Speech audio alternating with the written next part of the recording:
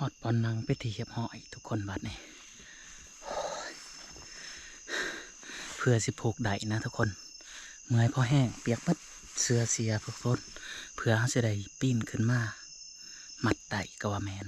บ่มีวีแววยังเลยบ่าวสัญญาหันพังรหัสอยู่ทุกคนพังรหัสไก่ได้ยินใกล้เติบแต่บ่แมนดอกรหัสบอกเวอร์ได้ยินแต่คือขาแบบมันปุป่ามันนี่ทุกคนทั้งเฮาเห็ดไม้ไผ่เหือกับท่านในแล้วเถือทั้งพอเพิ่นสร้างม่องไว้ทาและทั้งนี้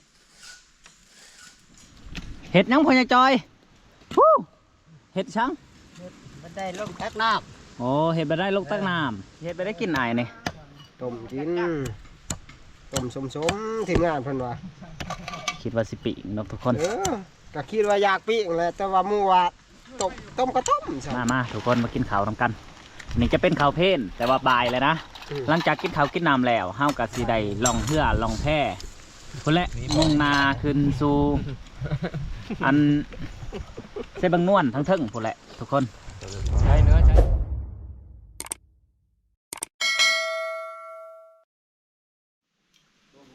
เอาสบายดีทุกคนสบายดียำขำๆนะ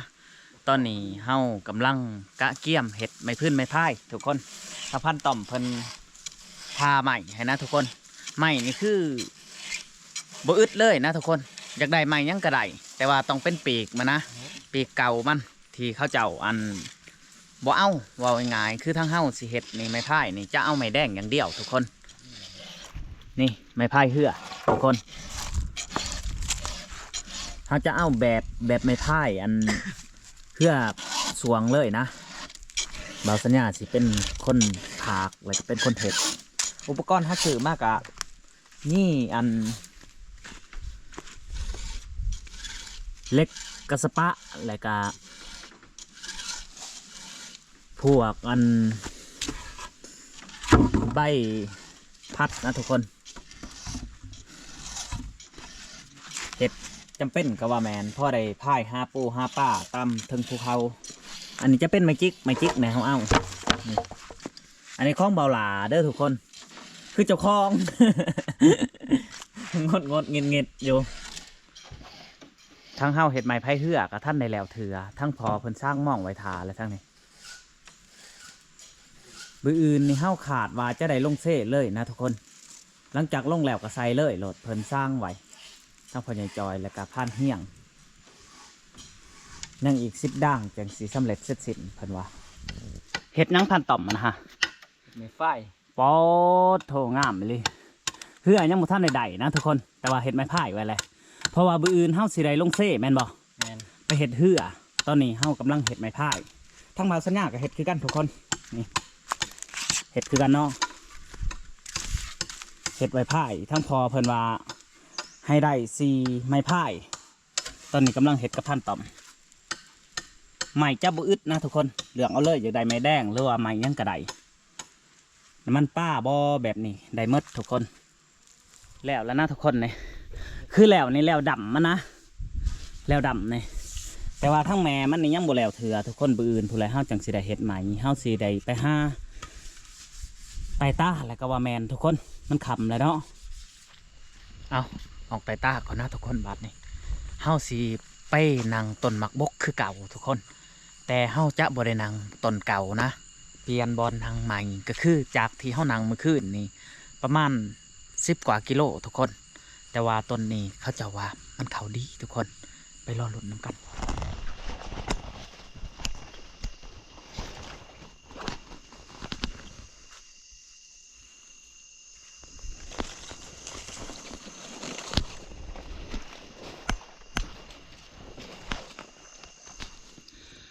ฮอดปอนนังไปที่เหียบหอยทุกคนบัดนี้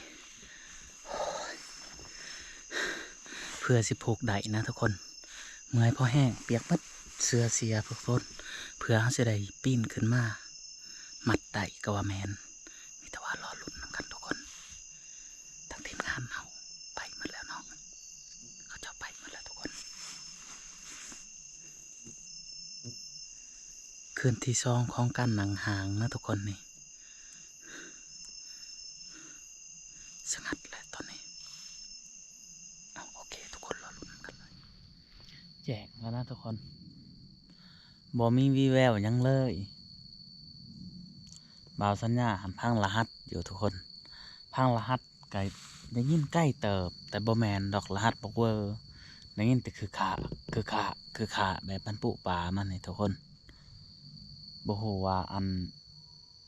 รหัสหยังห้ามบ่เข้าใจเลยล่อแล้วล่ออีกล่อแล้วล่ออีกทุกคนแต่ก็บ่เห็นนะเห็นแต่ไฟคนบ่ฮู้ว่าเป็นไผนะทุกคนมาทางนั้นทุกคนมาแล้วไปยืนอยู่ป้อยนั้นยืนป้อยนั้นบ่าวสัญญาก็เลยแดกไพ่ใส่บัดเดียวหลังจากนั้นเขาจะปิดไพ่ทุกคนปิดไพ่เลยเงียบเลยหรือว่าทีมงานบ่รู้ว่าบ่ฮู้เนาะแต่ว่าทีมงานนี่อาจจะบ่มาเพราะว่าเขามาส่งบ่าวสัญญานี่แล้วเขาจะบ่มาตองกับบ่มาไก่หรือว่ายันเป็นอันพันเฮียงหรือว่าพันใหญ่เพราะว่าพันใหญ่เพิ่นสิมาแต่บ้านนะทุกคนมื้อนี้เพิ่นสิมาเฮ็ดเฮือคือกันเฮายันเป็นเพิ่นมงนี้จะบ่มีหมู่นะทุกคนหรือว่าบ่มีบอกเวอร์บ่คืออันอยู่ที่เฮานอนเมื่อคืนนี่อันหลายๆทุกคนเลยแต่ว่าทางนี้เงียบจิ๊บบ่าวสัญญาได้ยินช่วงอัน12 โมง5 บ่ายนี่แหละได้ยินเสียงเม่นแลนมาสั่นไปได้ยินบาดเดียวหันทุกคนเฮาก็ชะเง้อว่าสิเหยื่องเบิ่งมันแลนไปเลยมันบ่อยู่บนเขาคันอยู่บนเขานี่อาจจะได้นะทุกคนพาเริ่มสว่างแหละบานนี้เฮาก็สิได้แก่เป้แล้วก็สิได้เดินทางกลับนะทุกคนบานนี้เพราะว่าเพิ่นบ่ได้มารับเฮาได้แต่บ่ฮู้ว่าสิจื้อทางหรือบ่เฮามานี่ใกล้เติบนะทุกคนใกล้พอสมควรจากนี้ไป5 บ่อนอยู่ประมาณ5 ลัก 6 ลักนะทุกคนแต่เฮาบ่ฮู้ว่าเฮาสิย่างถูกทางหรือบ่นี่เขาจะมาส่งเมื่อคืนนี่ก็ย่างผ่านมาเรื่อยๆแวหันแวนี่แวนี่แวหันแต่ว่าค่ากลับนี่งงเลยทุกคนบ่ฮู้ว่าเฮาสิย่างถูกหรือบ่เพราะว่าเขาเจ้าจะบ่ได้มาเอาเฮานะทุกคนฟ้าเริ่มสว่างแล้วพังเสียงนกเอากระไดทุกคนคันผ่านสว่างแล้วนกกระแซวเจ้าห้องโธ่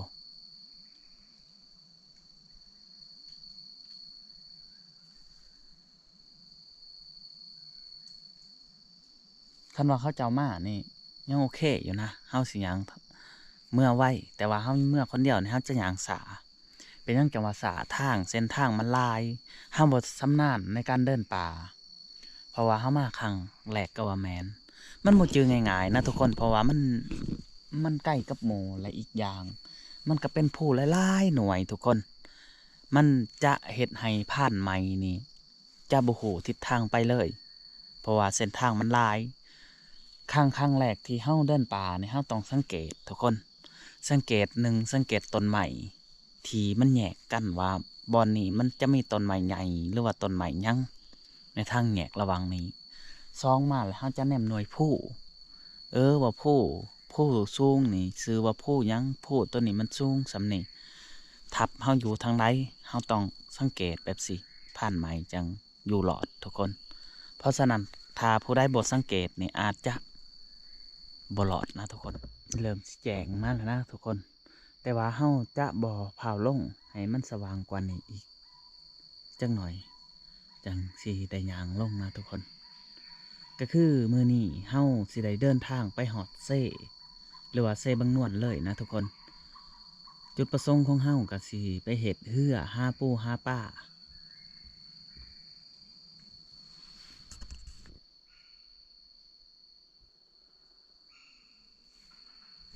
เสียง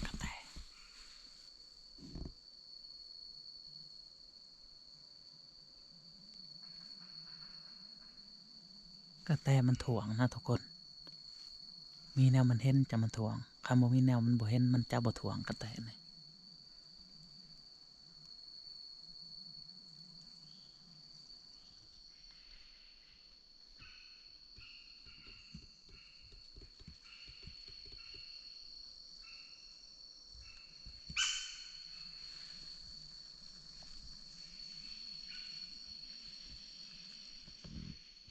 แจ้งแล้วทุกคนบัดนี้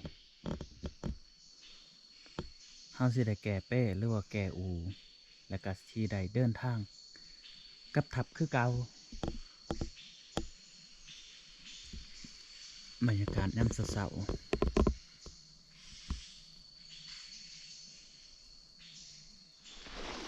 นี่หมูกินหมกบก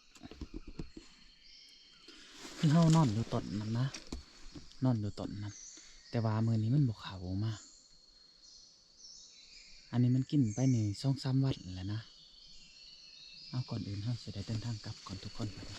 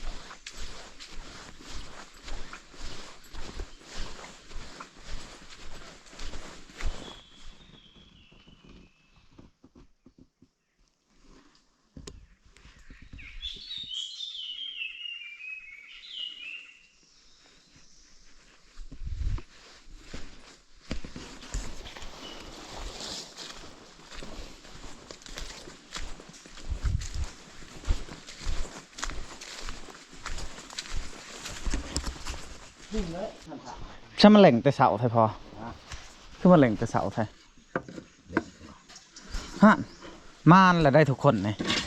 ไพ่ใดช่างนี่ฮะไพ่ใดนี่ไพ่ใดพอ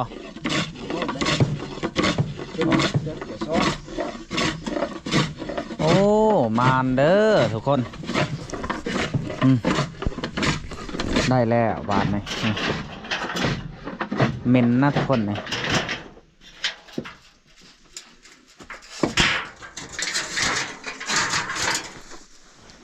มาหอดทับแหละทุกคนหลังจากมาหอดทับเฮ้ากระเฮ็ดใบพายต่อนะนี่ทางทีมงานไปได้ขึ้นนี่มานอยู่บ่ใส่จะเป็นก้อนเนาะเฮ็ดไปได้เอาอันมาคินตีเอาบ่เขาบอกขึ้นนี่เป็นเกินทุกคนเลยเบิ้งนี่เพิ่นได้เพิ่นได้ฮ้อนนะทุกคนนี่อ๋อเธอมินเป็นจังไดนายพานไม่พ่ายเจ้าสมงามแท้นี่ฮันคนบ่เคยเห็ดเนาะนี่ทุกคนอันนี้ไม่พ่ายเพิ่นคิดแล้วก็เป็นสีไม่พ่ายไม่พ่ายหลังจากเห็ดแล้วเพิ่นสิสกินซื้ออันซื้อเพิ่นไหวได้นี่ว่าพันต่อมมันนี่บ่เจ้าขึ้นนี่บ่ได้ยังเลยสู่พันม่องบ่ได้แม่นย่อมเพิ่นแหละทุกคนเลยเผ็ดสะขาดพอใหญ่จอยนี่มันแท้ๆได้ก็ไปอย่าทุกขี่มาอายุมืออย่าไปก็จะโดดทุบกู้หมูขึ้นที่อับชียะที่ผ่านม่องก็อย่าแซนเลยที่เพิ่นแซนดู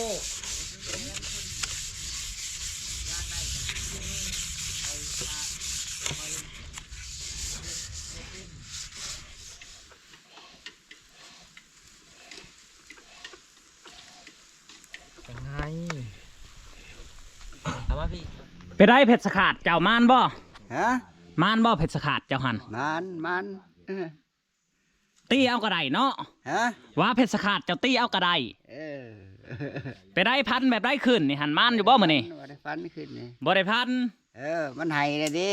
ให้แล้ว เออ คือมาให้หน่อยแท้ มื้อแรกมันให้อีก มื้อแรงให้อีก ป่าน มาทุกคนกินข้าวน้ำกัน มีตับบักลางงามแล้วก็ซีนอันนี้เป็นเกียรติตะปาดนะทุกคน ต้มปลากังของพันต่อม คิดเห็นสภาพตอนนั้นเป็นไรเจ้าหลังอยู่บ่ ล่าง ล่าง พออันลังน้ำใหญ่ทุกคนเลยในท้องปลากัง อันนี้เป็นหนกนะทุกคนมาหลังจากกินข้าวกินน้ำแล้วเฮาก็สิได้เดินทางมุ่งหนาลงเซ่พวกอะไรทุกคน พร้อมดิ สิชิมลองเบิ่ง ชิมแม่งนาน สีผ้าแห้งเสียก็มีปี แม่แล้วว่าเนี่ยต้องมันแสบ มันตีมล้างน้ำก่อนมาท่านได้กิน มันทุกคน เอาด้วยเขียนไม่น่าขึ้นก็โอ้ย ป้า แต่จะอุกเนาะทำกันแล้วแม่งจะหักตับหรือเปล่า แซ่บบ่ แอบ ซ้ำบ่ตั้มมาคงเมื่อวานนี่ เออ เออ แสบตำเนียว่าในเจ้าคือเจ้าไว้ พากันป๊บตั้มมาคงเมื่อวานนี่พันเที่ยงว่าซ้ำเข้าแลนลงถงวะพันต่อมเห็ดไหมแห้งแซ่บกว่าเก่า เขาอยากกันเก่าคือแบบตำมันคือ บ่ได้ฟัน ว่าพันว่านี่แม่นเนาะว่าซั่น กินมันเป็ด จำพันว่านนี่แม่นเนาะ ฮะ พันว่านนี่แม่นเนาะ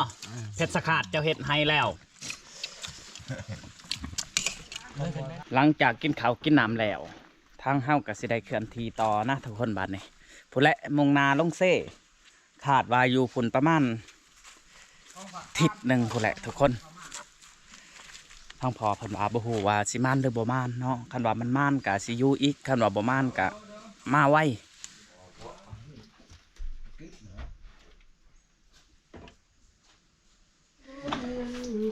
เก็บแล้วนะทุกคนบัดนี้เฮาก็สิได้ย้ายทับก่อนย้ายที่ย้ายทับ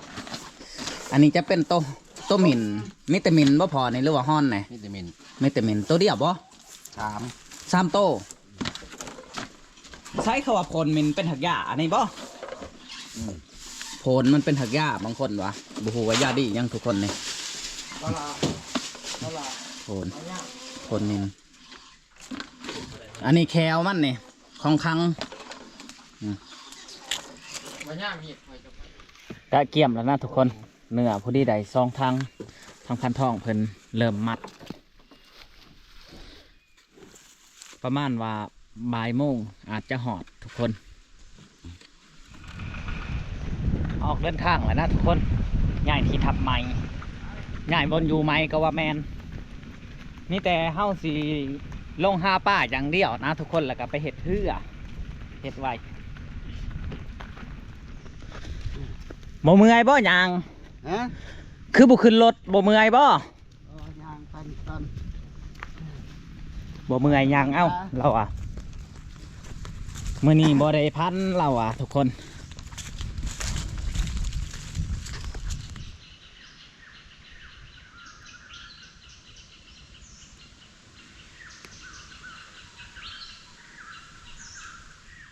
โพดว่ามันกินนะทุกคนนี่มึงนี่มีแต่หมูนะกินนี่ทุกคนนี่แป้นหมดเลยนี่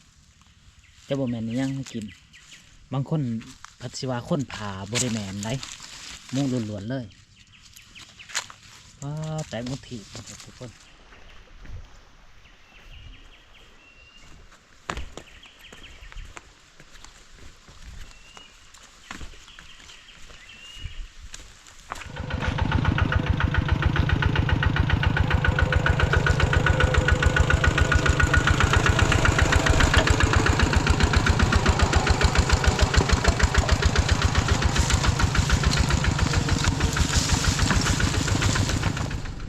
โอ้อ่างยังทุกคนอันนี้ปัดเถอะโอ้โหเขาเจาะยังอันนี้ทุกคนนี่มีน้ำบ่โบราณได้นี่โอ้ทุกคนอยู่ในอัน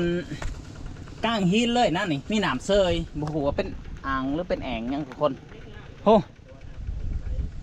มีบ่บาลานอาหารมีนะใช้กว่าใช้กว่าหันอีก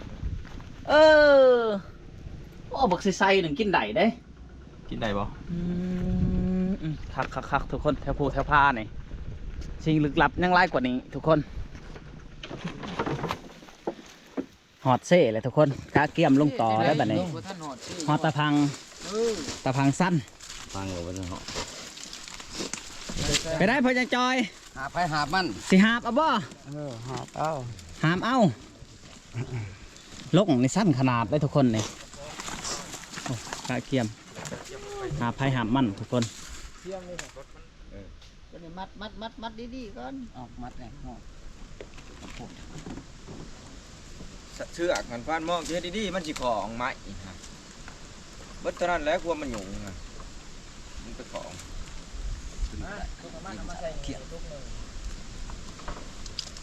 ย่างพ่อใหญ่จอย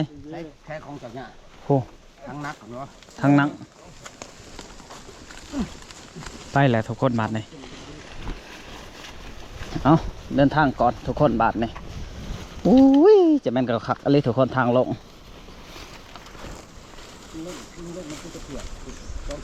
ซองแมนซองตัวนี้เอามืดโมในพักชีวิตไว้น้ำห้าวคนเดียวได้ทุกคนแมนคันว่าเขาเห็ดเข่าเฮียนนี่ถือว่ามืดเลย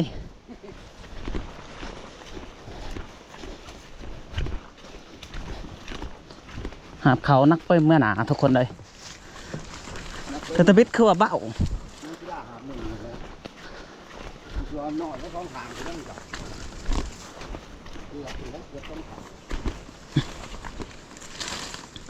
หาบทงดีกว่าได้เนาะ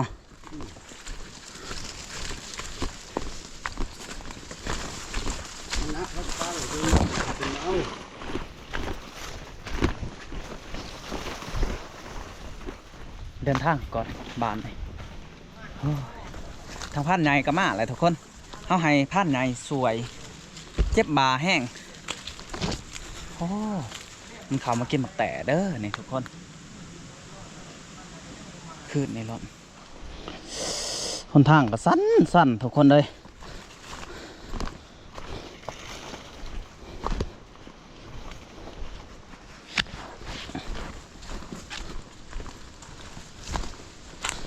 มันมีอยู่3 ผักนะทุกคน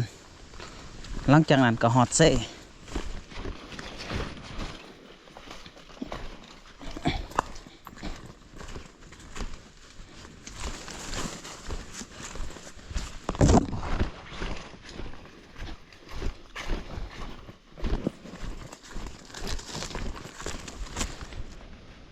ไก่สิฮอตเซ่แล้วนะทุกคน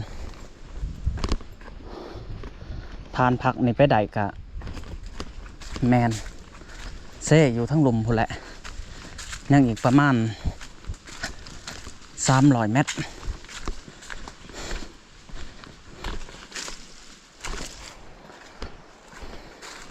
พักอยู่พูนอีกบ่บริพักพูนบ่หอดแล้วนะทุกคนบาทนี่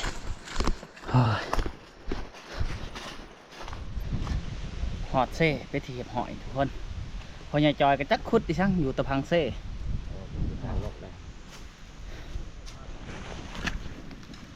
เห็ดยังพอใหญ่จอยเห็ดช่าง มันได้ลงแท็กน้ โอ้เห็ดไปได้ลงตั้งน้ ำสบายมันสั้น ำมันสั้นลงหยากแล้ววะเห็ดมันได้ลงตั้งน้ำแล้ววะ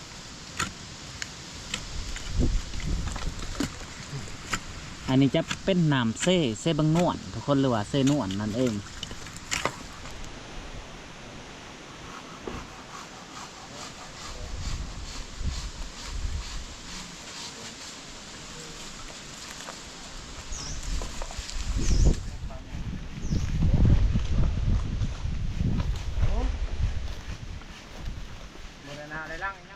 สิเฮ็ดไปได้กินอายนี่ ต้มกินต้มสมทีมงานเพิ่นว่า คิดว่าสิปีกนกทุกคน ก็คิดว่าอยากปิ้งแหละแต่ว่าหมู่ว่าต้มก็ต้มซั่นว่า ต้มก็ดีคือกันมันจะคมแหน่สีดมันสงสัยมันถึกบี้ แม่พ่อใหญ่ โพนมันแตกเด้ คนแตก ไปลุงมาชมไปได้ กระคักกันแล้ววะ เอาได้ลุงมา นี่บ่ เอามาบ่ลุงมาชมนะเปล่า ลงลึกละ งุ้มเลยไม่หอยโอ้ยก็เย็นไว้เดี๋ยววะเอาเลย ท่านมีอย่างใดพอได้ มาทุกคนกินข้าวบัด กำลังมาหอดมาถึงนี่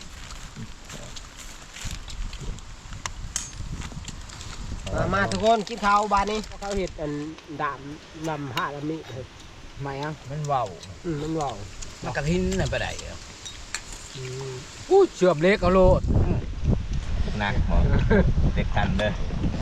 ไม่ยุ่ง เราล้าได้เห็ดกินเนี่ยทุกคน ไหนติดใจแล้วฮะ ครับโอ้เจ้าข้องงานอยู่ มาดูว่าจะใส่เย็นนะ ไปเห็นไหมนั่นนะครับ ดูกั มัน น ไป จะ ครับ ผ่ามันเป็น มาทุกคนมากินข้าวทำกันนี่จะเป็นข้าวเพลนแต่ว่าบ่ายเลยนะ หลังจากกินข้าวกินน้ำแล้วเฮากับสีใดล่องเหือล่องแพคนแหละมุ่งหนาขึ้นสู่อันเซบังนวลทั้งเทิงคนแหละทุกคน ใช้เนื้อใช้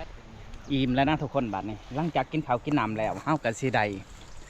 ไปไต่ต้าทุกคนแล้วก็ไปใส่หม้องเลยนะเฮาสิเดินได้เดินเหือนี่คำทุกคนพูดแหละ11-12 โมงกลางคืนจังสิใดกลับมาทับคือเก่าทุกคนเลย